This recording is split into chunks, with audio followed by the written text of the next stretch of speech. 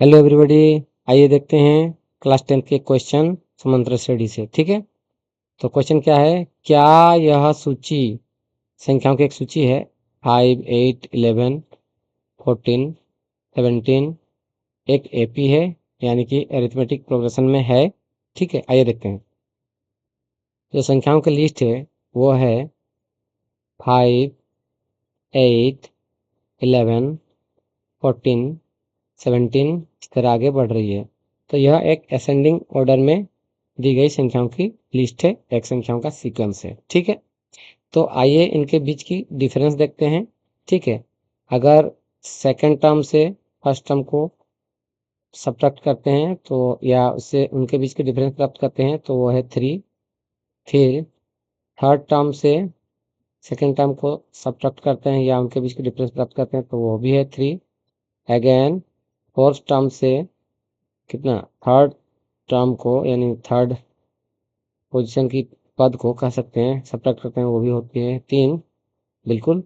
और यहाँ पर जो दी गई है 17 उससे, यानी कि 1, 2, 3, 4, 5 फिफ्थ टर्म से फोर्थ टर्म को सब्ट्रैक्ट करते हैं, सब्ट्रैक्ट करने पर हमें मिलती है 3। तो आप लोग देख सकते हैं, है ना, हर दो टर्म के बीच की डिफरेंस यहाँ पर क्या है, हर दो टर्म के बीच की डिफरेंस जो है वो क्या है, सेम है, सिमिलर है, यानी कि कॉमन है। ठीक है, कांस्टेंट है।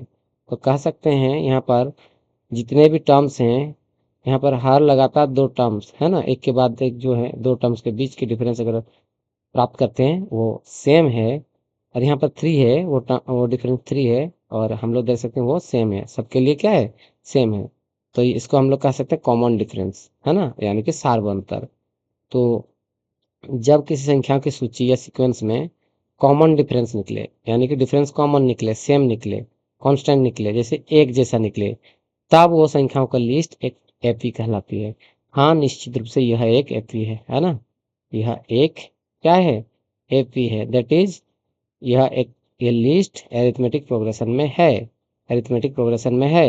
एरिथमेटिक प्रोग्रेशन क्या होता है, संख्याओं का सीक्वेंस या सूची, ऐसी सूची चाहे बढ़ते हुए क्रम में हो चाहे घटते हुए क्रम में हो, उनके बीच की जो अगर डिफरेंस, उनके बीच की संख्याओं के बीच की डिफरेंस अगर हमेशा इक्वल हो जाए, इक्वल इक्वल डिफरेंस से वो आगे बढ़े हों या घटे हों, तो वो सीक्वेंस एक की प्रोग्रेशन, सीक्वेंस की प्रोग्रेशन एरिथमेटिक प्रोग्रेशन कहलाती है। सीक्वेंस को एरिथमेटिक प्रोग्रेशन में होता है कहते हैं। ठीक है, मुझे लगता है आप लोग को समझ में आएगा। तब तक के लिए आगे मिलेंगे, अभी ठीक है, आगे मिलेंगे नेक्स्ट वीडियो लेसन में।